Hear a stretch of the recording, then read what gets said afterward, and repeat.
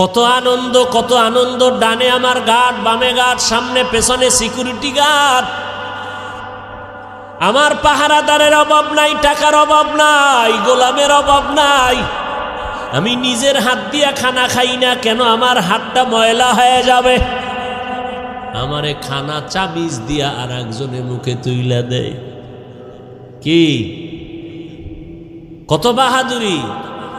কিন্তু চক্ষু যখন বন্ধ হয়ে যাবে,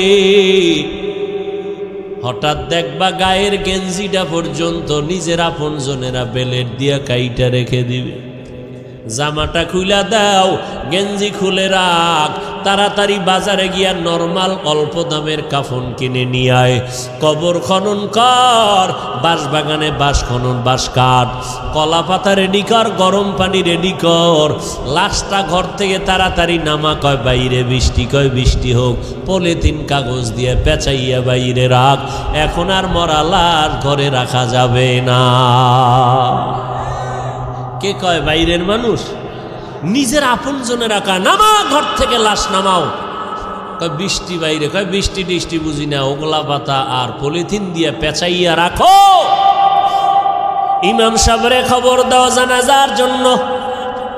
বৃষ্টি এখন কি করি? 2 দিন বৃষ্টি চলে, একটু রাইখা দেই ঘরের মধ্যে, পাহারা দাও। কয় না, যেভাবেই হোক পলিথিন উপরে দিয়া কবর খনন কর, ভেতরে কোনো রকম রাখতে পারলেই হয়। দোয়া দায়ী লাগবে না, চাপা মাটি দিয়া চইলা আয়। এখন আর এই মরা লাশের পাহারা দিতে পারবো না। শুধু তাই না, করোনায় দেখাইয়া গেল। কয়েক মাস আগে তোমরা তো ফেসবুক শরীফের ভেতরে দেখেছো, এই যে ঢাকা বাড্ডা থানার ভেতরে আজদাহা 2টা সন্তান, মহিষের মতো 2 সন্তান। বাবা লেখাপড়া শিখাইয়া গেল, বাবায় টাকার অডেল সম্পদ রেখে মরে গেল। সন্তানেরা বাবার সম্পদ নিয়ে 24টা ঘন্টা ঝগড়া করলো। বাবার লাশটা পড়ে রইল, দাফন করার সময় পাইল না। 2 সন্তান, বাবার টাকা পয়সা নিয়ে ঝগড়া, বাবার লাশ দাফনের ফিকির নাই।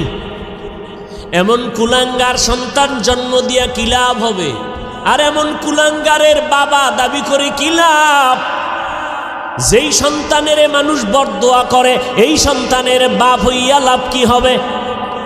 এমন সন্তান জন্ম দিয়া কি লাভ হবে? একটা সন্তান যদি এমন হইতো, যেই সন্তানের আদর্শ দেখে আরো 10টা সন্তান ভালো হয়ে গেছে, যেই সন্তানের আখলাক দেখে স্কুলের বহু সন্তান আখলাকলা হয়ে গেল। স্কুলে ঠিকই পড়ে, কলেজে পড়ে, কিন্তু নামাজ ছাড়ে না, কারো সাথে খারাপ ব্যবহার করে না। এমন ছাত্র কলেজ স্কুলে আছে না নাই? যুবক দেখা হইলেই হুজুরের দেখে আগে সালাম দেয়। ওই সেদিন একটা ছেলে গেছে আপনাদের এই এলাকার, বাবা কোটি কোটি টাকার মালিক, কিন্তু আলহামদুলিল্লাহ ছেলেটা 1 ওয়াক্ত নামাজ বাদ দেয় না।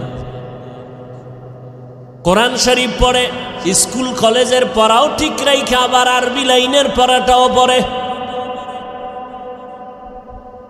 এই সন্তান ও আজীবন স্কুল কলেজে পড়লেও তো সেলিউট দিব, ধন্যবাদ দিব, কলিজা খুইলা দোয়া আসবে, বরদোয়া আসবে না। আল্লাহ গো, এই যুবকের তুমি কবুল করে নাও। এমন একটা যুবক আমার সোনার বাংলাদেশে যদি কোনো জেলার এসপি হয়, ওই যুবকের এসপি গিরিটা চলবে, স্বর্ণের অক্ষরে ইতিহাস হয়ে থাকবে।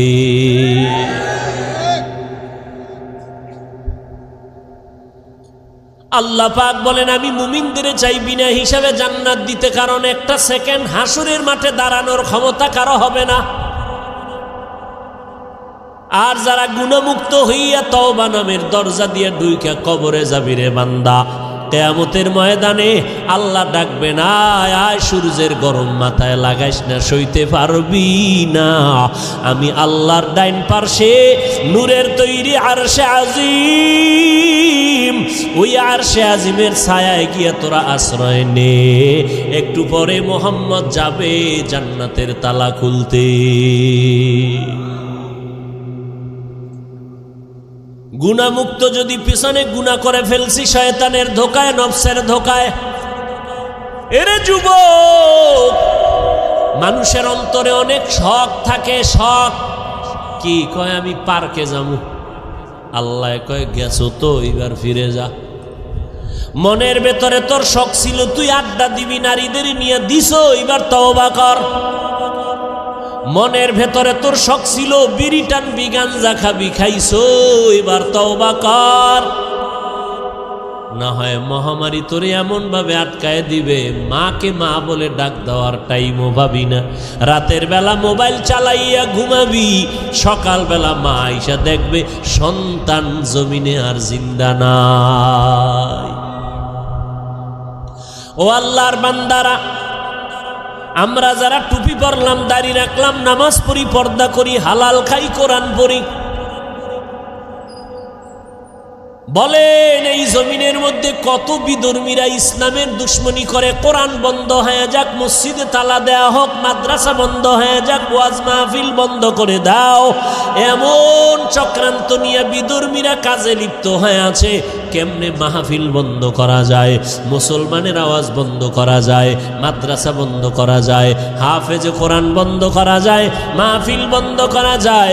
এত দুশ্মনের মাঝেও আবার একদল তাদের সাথে গিয়া তাল মিলায়, ইসলামের ব্যানার লাগাইয়া এরা ওই মুনাফিক বেঈমানের সাথে গিয়া তাল মিলায় কয় ঠিকই আপনাদের পদক্ষেপ ঠিক আছে, এত ভালো ভালো না, তাবলিগে গিয়া লাভ নাই, তাবলিগটা বন্ধ করে দাও, চরমনাই গিয়া লাভ নাই, চরমনাই বন্ধ করে দাও, কোন পীরের কাছে গিয়া লাভ নাই, আহলে হক পীর মাশায়েখের দরজায় তালা লাগাও, ওয়াজ মাহফিল বন্ধ করে দাও। এই রকম একদল মুনাফিক বেঈমানের সাথে তাল মিলাইয়া তাবলিগে যাইও না, চরমনাই যাইও না, দেওবন্দি কওমি মাদ্রাসায় যাইও না, ওই ওয়াজ মাহফিলে এদের সামনে বসবা না, আবু হানিফার মাযহাব অনুযায়ী চলিও না। এই রকম বলনেওয়ালা অন্তর খারাপ মানুষ আছে না নাই? আমি বলি ভাইজান আপনি কেন এগুলো বলতেছেন? ঠিক আছে আমি মূর্খ,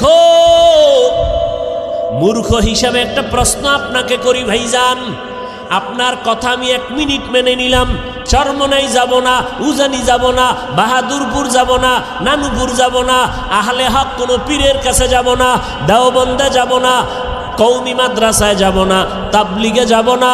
খবরদার, আপনার কথা 1 মিনিটের জন্য মেনে নিলাম। এইবার আমার মূর্খ হিসাবে আপনার কাছে দাবি, বলেন এই এই এই এই ঠিকানায় যাব না, তাহলে আমার তো আল্লাহ দরকার, আমার তো নবী দরকার, আমার তো মোনাজাতে কান্না দরকার, আমি গুনাহ থেকে মুক্ত হওয়া দরকার, আমি তো আমার হাতটাকে পবিত্র বানানো দরকার, আমি তো সুন্নাতওয়ালা পোশাক পরা দরকার। বলো এই এই ঠিকানায় যাব না, নতুন একটা ঠিকানা দাও যেখানে গেলে বয়ানে কান্না আসবে, দিলটা নরম হবে, আখেরাতের কথা স্মরণ হবে, দাড়ি বিহীনওয়ালা দাড়িওয়ালা হয়ে যাব, সুদখোরওয়ালা সুদ ছেড়ে দিব, বেপর্দাওয়ালা পর্দা করব, আল্লাহর নবীর সুন্নতের মালাটা গলায় লাগাবো। এমন একটা ঠিকানা আমাদের বলে দাও। এরা এদিকেও যাইতে দেয় না, ঠিকানাও নতুন দেয় না। তাহলে আমরা বুঝতেছি এরা আসলে আমাদের কল্যাণ চায় না, এরা বিধর্মীদের পা চাটা দালালি করে। এই যুবকেরা, সহজ কথা না বুঝলে আর কেমনে বুঝাবো? তাবলিগে যাব না, চরমনাই যাব না, আবু হানিফারে মানব না, কওমি মাদ্রাসায় যাব না, দেওবন্দির কাছে যাব না, সব ছেড়ে দিব। তবে কোথায় যাব? ঠিকানা দাও আলাদা, যেখানে গেলে দাড়ি উঠবে, টুপি উঠবে, দাড়ি উঠবে, পাগড়ি উঠবে, কান্না আসবে, আমল হবে, মা বাবার খেদমত করতে পারবো, আকীদা ঠিক হবে, এরকম একটা ঠিকানা দাও। ঠিকানাও দেয় না, ঠিকানাও। আর এরকম ঠিকানা আমরা তো দেখিও না, যে চরমনাই, তাবলিগ, দেওবন্দি, কওমি, উজানি, বাহাদুরপুর, নানুপুর, হক্কানি পীর মাশায়েখ ছাড়া ভণ্ডটণ্ড যেটি আছে এদের কাছে গেলে যে দাড়ি উঠবে, কান্না আসবে, এরকম একটা জায়গাও বাংলাদেশে আমি দেখি না। বরং তাবলিগে আসিল, একটু আমল টামল করছে, ঠিকানা হারাইয়া উল্টা পাল্টা দৌড়াইয়া কয় তাবলিগ করা শিরিক। দাড়ি ছোট কেন? কয় মওদুদি সাহেবের ফতুয়ায় আসি, এখন মদিনার ফতুয়ায় নাই। কি আমল টামল সাইরে দিস, আগে একটু নফল টফল পড়তাম। না না না, নফল নাই। আরে নফল পড়ব মেয়া, আমগো হুজুরে কইছে বিতির নামাজও লাগে না। ব্যাস, অমুকে কাফের, অমুকে মুশরিক। আরে বাপরে বাপ, এটা কাফেরের কন্ট্রাক্টারই লইছে, আছে না নাই? কাফের কইতে জিব্বায় মোটেও বেরেক নাই। এগুলো কেন? আল্লাহর ভয় অন্তরে না থাকলে এগুলো হয়। আরে আমরা আমগো বিপরীত লাইনে যারা আমগো খালি গালি দেয় মোহাব্বতে বিসমিল্লাহ সারা, পাঁচকল্লি ছিঁড়ে ফেলে দাও, এটা মুসলমানের টুপি না। এইভাবে বলার পরেও আমরা কখনোই অশালীন কথা বলি নাই, বলছি। অথচ আমাদের বড় বড় ব্যক্তি যারা বুজুর্গ, এদের নাম নিয়ে নিয়ে আহা কি বলবো, আল্লাহ হেদায়াত দান করুন। সব ভেজাল থেকে মুক্ত হওয়ার একটাই মাত্র পথ। কি পথ? গেছে, ভুলে গেছে। কি? তওবা করে আবার তওবা ভাঙ্গিলাম, অবশেষে খাঁটি তওবা করিলাম, অবশেষে খাঁটি তওবা করিলাম। সকলেরই দরজা হইতে ফিরিয়া আপনারও দরজায় রইলাম পড়িয়া। আপনি যদি মাফ না করেন বান্দারে,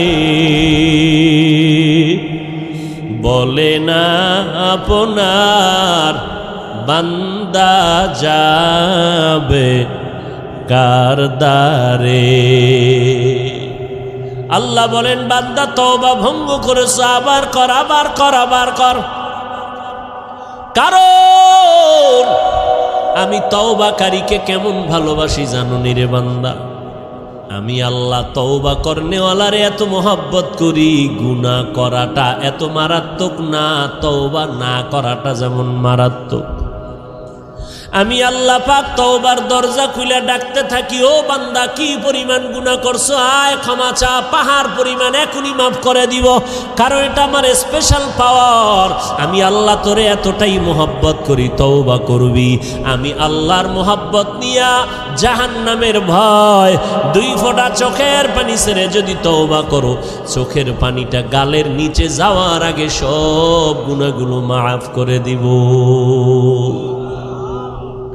ও আল্লাহর বান্দা, যুবক ভাইরা, বৃদ্ধ বাবাজিরা, পর্দার আড়ালের মা বোনেরা, আজ আমরা টুপি মাথায় দিলাম, আল্লাহকে দেখি নাই, নবীরে দেখি নাই, কোরআন পড়ে দেখলাম, হাদিস পড়ে দেখলাম, আজও পর্যন্ত কোরআনের একটা ভুল কেউ বের করতে পারে নাই, পারল নি।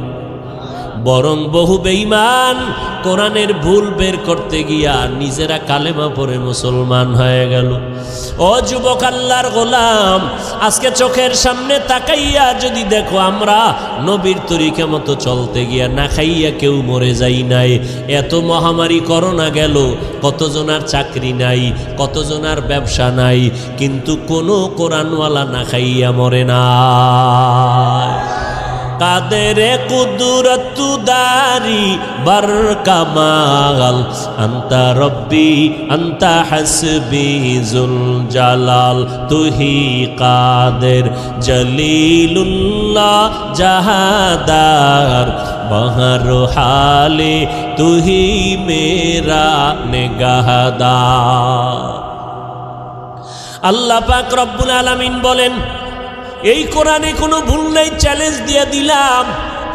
ও যুবক, আজকে তুমি মনে মনে ভাবতেছো টুপি মাথায় দিলে মাথা গরম, দাড়ি লম্বা করলে যৌবনের ভাব চলে যাবে।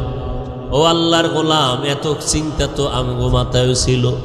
টুপি মাথায় দিলে মনে হয় স্বাধীনতা থাকবে না, না খাইয়া মরব না।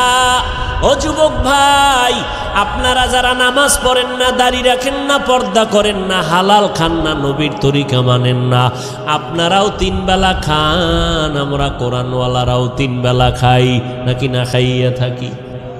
আপনারাও ঘুমান, আমরাও ঘুমাই, আপনারাও ব্যবসা করেন, আমরাও ব্যবসা করি, আপনারাও চাকরি করেন, আমরাও চাকরি করি, আপনারাও দেশ বিদেশ সফর করেন, আমরাও।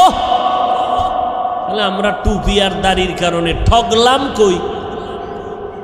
হ্যাঁ, বরং সম্মান তো আলহামদুলিল্লাহ 1000 কোটি গুণ আপনাদের তুলনায় কোরআনওয়ালাদের বেশি না কম? চেয়ারম্যান সাহেব দেখলেই সালামু আলাইকুম হুজুর দোয়া করবেন। নির্বাচনের আগে ইমাম খতিব সাহেবের কাছে গিয়া কয় হুজুর দোয়া করবেন, নির্বাচনে দাঁড়াইলাম। এমপি সাহেব দেখা হইলে দোয়া করবেন, সালামু আলাইকুম। মন্ত্রী মহোদয় দেখা হলে হুজুর দোয়া করবেন। এইভাবে অসুস্থ রোগী হসপিটালে কান্না করে, সন্তানেরা দৌড়ায় হুজুর দোয়া করবেন। 1 খতম কোরআন পড়েন। ও আল্লাহর বান্দারা, আজকে ধুলা দিয়া চোখের মধ্যে বাজে কথা বলে, হুজুরেরা ভিক্ষা করে খায়। খোদার কসম, হুজুরেরা ভিক্ষা করে খায় না, বরং মানুষের অন্তরে আল্লাহ এই পরিমাণ মোহাব্বত বাড়ায় দিলেন, মানুষগুলো কলিজা দিয়া হুজুরদের মোহাব্বত করে। একটা গাছে ভালো ফল হয়, কয় বড় ফলটা হুজুরের দিয়া দিমু, ইমাম সাহেবরে দিয়া দিমু। ভালো খানার আয়োজন করে, বলে ইমাম সাহেবরে দাওয়াত দাও, হুজুরের টাকা দাও, হাদিয়া দাও। এই হুজুরের প্রতি মায়া মোহাব্বত অন্তরে বাড়াইলেন কে?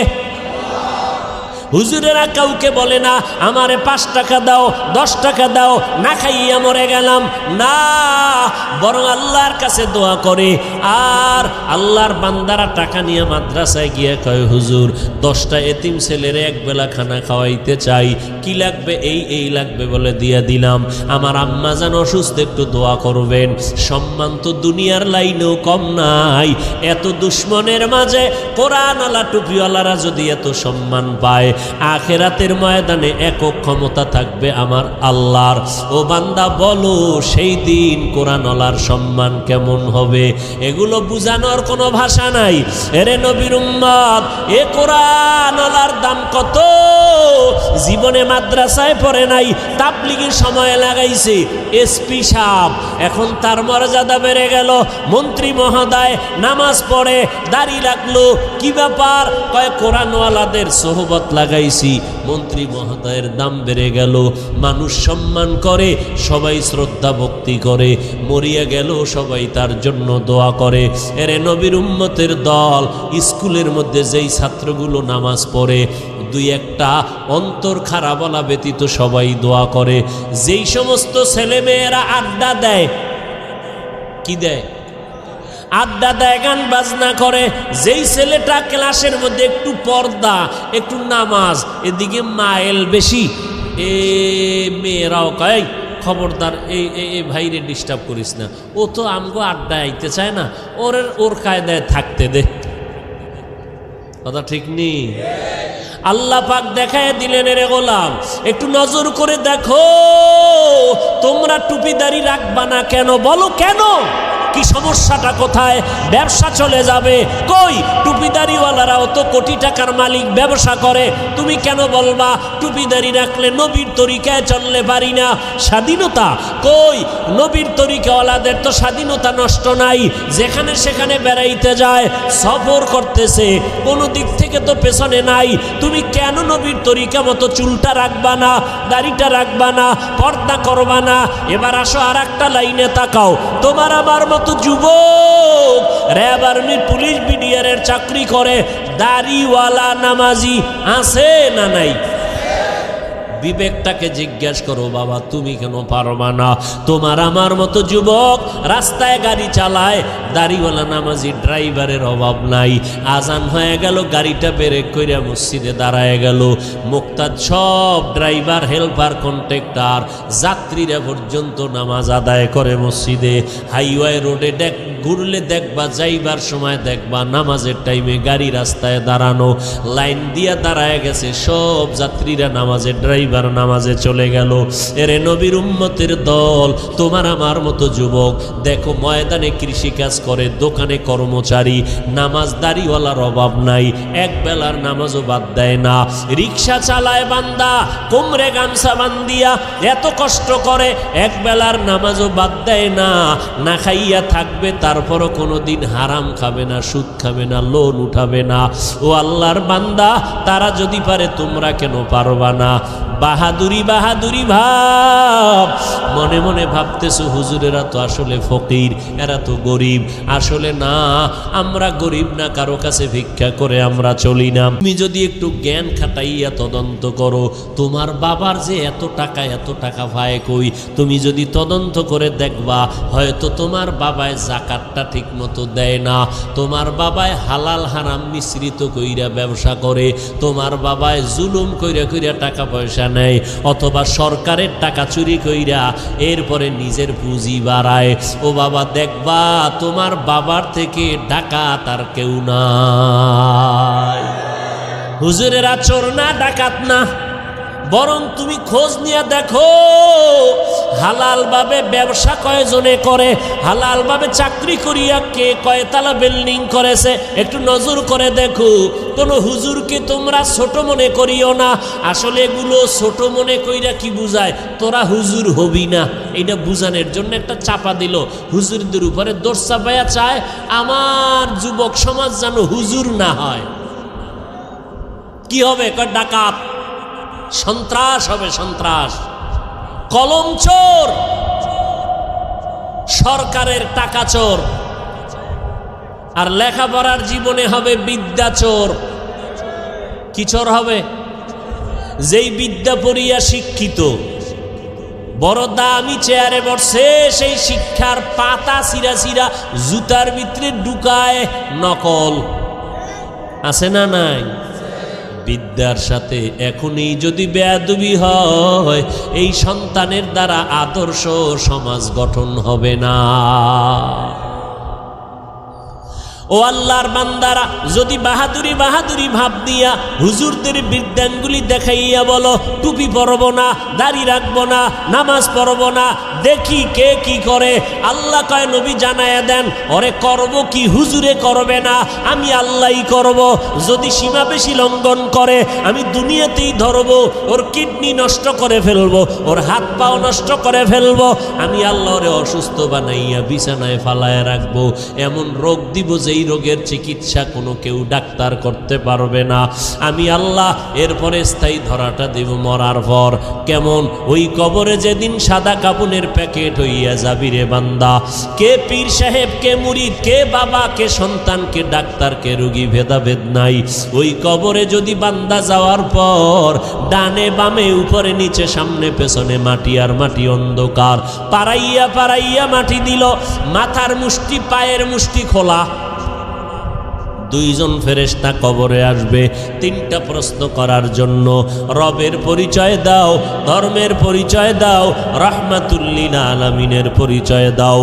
ওরে দুনিয়াতে যারা বিদ্যাঙ্গুলি দেখাইছো আর বাহাদুরি করে বলছো আমরা টুপি পরব না, নামাজ পড়ব না, ওলামায়ে কেরামের কথা মানব না, বরং বিরোধিতা করব, নবীর তরিকায় চলব না, আল্লাহর হুকুম মতে কোরআন পড়ব না, নবীর আদর্শের সুন্নতের জবাই করব, এরা এই অবস্থায় যদি কবরে যাও ওই তিনটা প্রশ্নের জবাব দিতে কেউ পারবে না।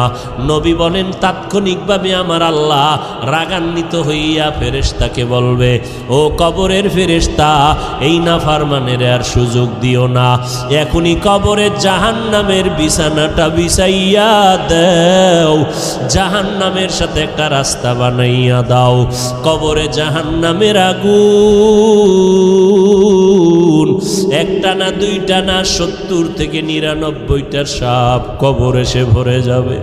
আমার আল্লাহ রাগান্বিত হইয়া কুদরতের আওয়াজ দিয়া বলবেন, ও কবরের মাটি, এই গুনাহগার নাফরমানের দুই পার্শ্ব থেকে জোরে জোরে চাপ দাও। এত জোরে কবরের মাটি দুই পার্শ্ব থেকে চাপ দিবে। নবী বলেন, এক পার্শ্বের পাজরের হাড় আর এক পার্শ্বে পাজরের ভেতরে ঢুকে যাবে। ও আল্লাহর বান্দা, এইরকম আযাব একদিন আর দুদিন না, কিয়ামতের সিংহায় ফুৎকার দেওয়া পর্যন্ত কবরে হতে থাকবে। ওই কবরের আযাব এত ভয়ঙ্কর, এত মারাত্মক। জান্নাতি সাহাবী 10 জনের মধ্যে একজন হযরত ওসমান রাদিয়াল্লাহু তাআলা আনহু কবরের কিনারা দিয়ে গেলেই হাউ মাউ করে চিল্লাইয়া কান্না করতেন। জান্নাতি সাহাবী ওসমান কবরের কিনারা দিয়া গেলে কান্দেন কেন?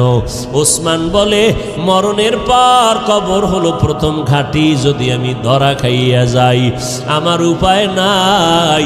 ওই ভয়ে আমি চোখের পানি ধরে রাখতে পারি না, কবরের আযাবের ভয়ে। আল্লাহর নবী বলেন, কবরের আযাব এতটা ভয়ঙ্কর, সমস্ত মাখলুকতেরা দেখতে পায়, শুনতে পায়, আর মানুষ আর জিনেরা শুনবে না, দেখবে না। এই জন্য দেখা যায় কত গুনাহগারের কবরের পাশে গরুর গোয়াল ঘর, লাশটা দাফন করে সবাই চলে গেল। সকালবেলা ওইটা দেখে গরু একটাও গোয়াল ঘরে নাই। একটা গরু পেঁচাইয়া জায়গায় মরে গেল, আবার কিছু গরু রশি সিরিয়া পালাইয়া গেল। আবার অনেক সময় দেখবেন কবরস্থানের দিকে তাকাইয়া কুকুর ঘেউ ঘেউ করে চিল্লায়, কারণ ওরা কবরের আযাব দেখতে পায়, শুনতে পায়। কবরের আযাব সহ্য করতে পারে না রে বাবা। আল্লাহর কাছে তওবা করো। যার কপালে হেদায়াত আছে, আল্লাহ তার এই ময়দান থেকে হেদায়াত দিয়ে দিবেন, চোখে পানি আসবে। আর যার কপাল বড় খারাপ, গুনার কারণে দিলটা এত পরিমাণ পাথরের মতো শক্ত, দিল নরম হয় না, চোখেও পানি আসে না রে বাবা। মা বাবার বেয়াদবি, ওলামায়ে কেরামের বরদোয়া লেগেছে কপালে, এখনো সময় আছে রে বাবা, মাওলার কাছে তওবা করে নাও। মরণ তো একবার হবে। হায়াতের মালিক আল্লাহ, ইজ্জতের মালিক আল্লাহ, রিজিকের মালিক আমার আল্লাহ। অতএব আমি ডাক্তারি পড়ি, ইঞ্জিনিয়ারিং পড়ি, চাকরি করি, ব্যবসা করি, আমার আল্লাহকে আমি ভুলবো না, নবীর তরিকার বাহিরে চলবো না, গুনাহ নিয়ে কবরে যাব না, পেছনের গুনাহ থেকে তওবা করে ফেলবো। জীবনে যতদিন বেঁচে থাকবো, মরিয়া গেল আর গুনার কাছেও যাব না। মোবাইল নিয়ে গুনার প্র্যাকটিস করব না। তওবা করার সবার ভাগ্য হবে না। আল্লাহ যার অন্তর দিয়া কবুল করবে তওবার জন্য, তার কপাল খুলে যাবে। তবে তওবার জন্য আল্লাহর কাছে তৌফিক চাইতে হবে। ও আল্লাহর বান্দারা, আল্লাহর মোহাব্বত যাদের অন্তরে আছে, একবার অন্তর দিয়ে আমার আল্লাহকে মনে মনে ডেকে বলো, হে মালিক,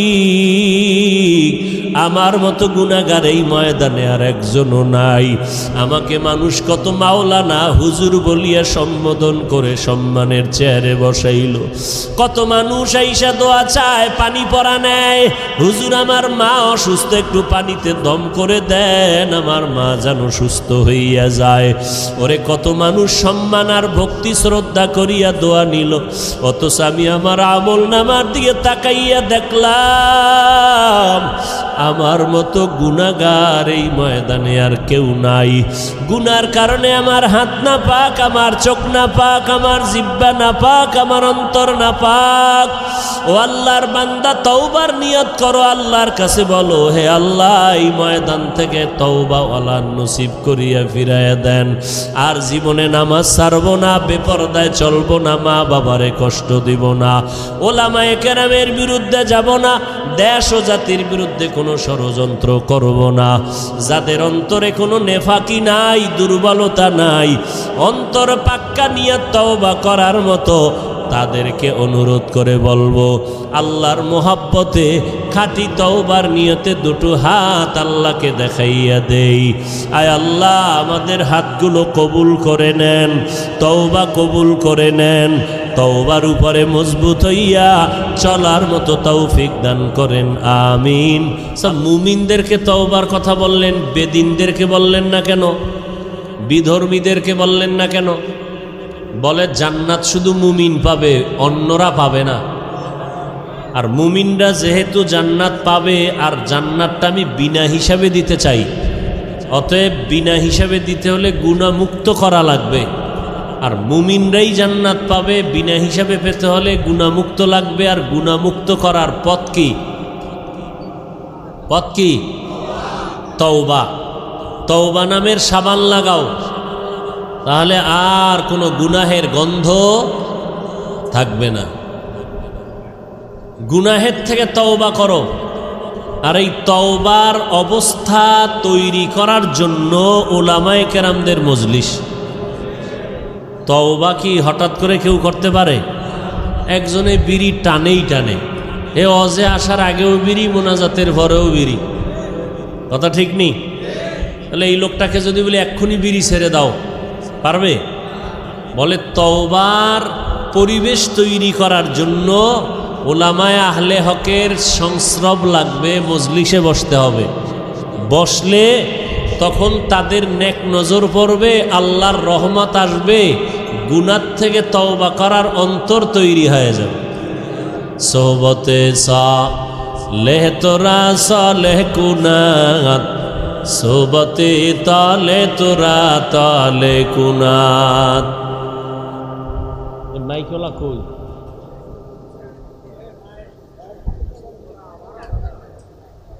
বুঝে না কিছু? বারবার বলতেছি মনিটরের সাউন্ড দাও, রিভার্ব দাও।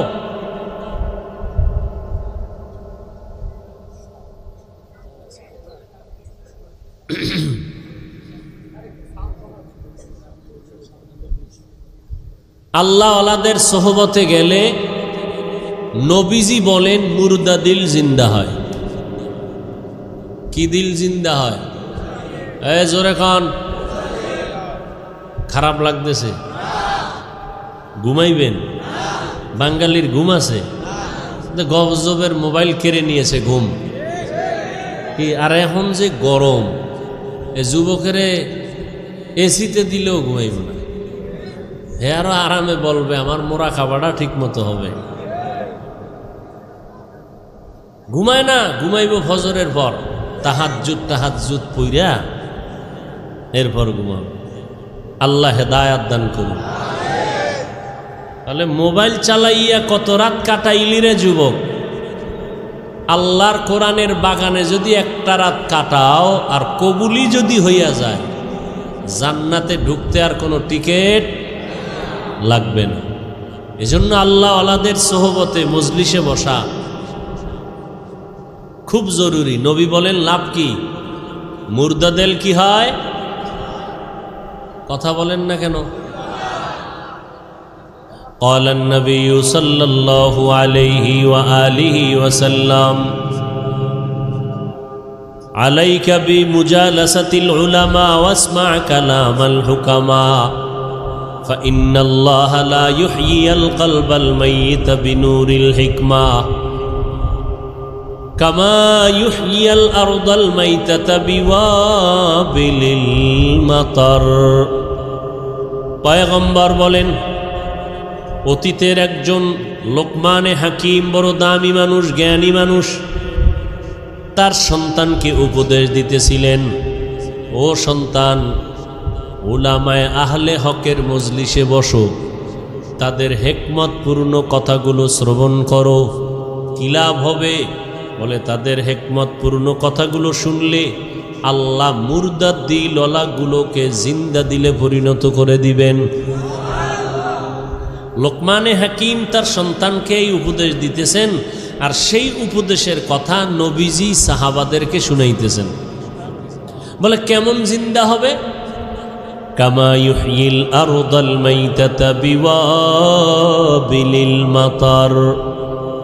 নবীজি বলেন, উম্মত, সূর্যের গরম তাপে জমিনটা যেমন শুকাইয়া ফাটল ধরে যায়, চাষাবাদের ক্ষমতা থাকে না, ফসল উৎপাদনের ক্ষমতা হারিয়ে ফেলে, হঠাৎ ওই শক্ত জমিনের মধ্যে রব্বুল আলামিন যখন আবার রহমতের বৃষ্টি দান করেন, ওই শক্ত জমিন এতটা দুর্বল আর নরম হয়, যেই জমিন ফসল উৎপাদনের ক্ষমতা হারিয়ে ফেলেছিল, আল্লাহর রহমতের বৃষ্টির কারণে ওই জমিন এখন ফসলের জন্য উর্বর হয়ে গেল। ঠিক যারা গুনাহ করে করে করে করে নিজেদের অন্তরটা চৌচির করে ফেললো, এখন আর আমলের চাষাবাদ চলে না, নামাজের কথা ভালো লাগে না, রোজার কথা ভালো লাগে না, টুপির বয়ান শুনতে চায় না, দাড়ির বয়ান শুনতে চায় না, পর্দার বয়ান শুনতে চায় না, হালালের বয়ান শুনতে চায় না, মনটা চায় যেন বয়ান না শুনি। আওয়াজ কমাইয়া দাও, মাইকের আওয়াজ কমাইয়া দাও, ওয়াজের আওয়াজ বন্ধ করে দাও। কেন বলে আমার ক্ষতি হয়, বাচ্চার ক্ষতি।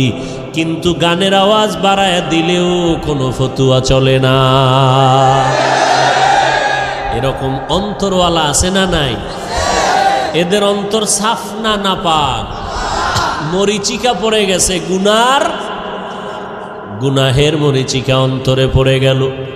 আল্লাহর নবী বলেন, উলামায়ে আহলে হকের চেহারা দেখো আর তাদের মজলিসে বসবা, কারণ আর কোনোদিন মুহাম্মদ আমার শেষ নবী, তার চেহারা দেখতে পারবা না, তার সামনে বসতে পারবা না। যার সামনে একটা সেকেন্ড বসলে জীবনের পরিবর্তন এক সেকেন্ডে হয়। মাদ্রাসায় 12 বছর 16 বছর লেখাপড়া কইরা যা অর্জন করি, আল্লাহওয়ালাদের সোহবতে গিয়া 30-40 বছর জিকির করিয়া যা অর্জন করলাম। আমার মায়ার নবীকে আল্লাহ এত পাওয়ার দান করেছিলেন, নবীর সামনে একটা সেকেন্ডেই তা অর্জন হয়ে যাইত। কাদের কুদরত দারি বর কামাল, আন্তা রব্বি আন্তা হাসবি জুল জালাল, তুহি কাদের জলিলুল্লাহ জাহাদার, বহর হালে তুহি মেরা নেগাহদার। উলামায়ে আহলে হকের মজলিস। এখন হাজারো আফসোস যদি করো, নবীজির সামনে বসার আর ভাগ্য তোমার হবে না রে গোলাম, কারণ কিয়ামতের আগে আমার নবী কখনো আসবে? قال النبي صلى الله عليه وآله وسلم سيكون في أمتي دجالون كذابون قريب من 30 كلهم يزعم أنه نبي وأنا خاتم النبيين لا نبي بعدي أو كما قال النبي عليه الصلاة والسلام। পয়গম্বর বলেন, অচিরেই আমি আখিরি নবী মুহাম্মদ বিদায়ের পরে 30 জনের কাছাকাছি এমন কিছু ব্যক্তি আসবে যারা নিজেদের নবী দাবি করবে। আসলে এরা দাজ্জাল, এরা কাজ্জাব, এরা মিথ্যাবাদী, এরা মিথ্যা সত্য সংমিশ্রণ করিয়া বলবে আমি নবী দাবি করলাম, আমি নবী। আল্লাহর নবী বলেন, ওয়া আনা খাতামুন নবিয়্যিন লা নাবিয়্যা বাদি, আমি হইলাম শেষ নবী, আমার পরে কোনো নবী আর নাই। শেষ নবী কে? মুহাম্মদ। এরপরে আর কোনো নবী আছে? এরপরে নবী ভবিষ্যৎবাণী করলেন 30 জনের মতো লোক হবে, এরা দাবি করবে নিজেদেরকে কি? এর মধ্যে এক কাদিয়ানী গোলাম আহমদ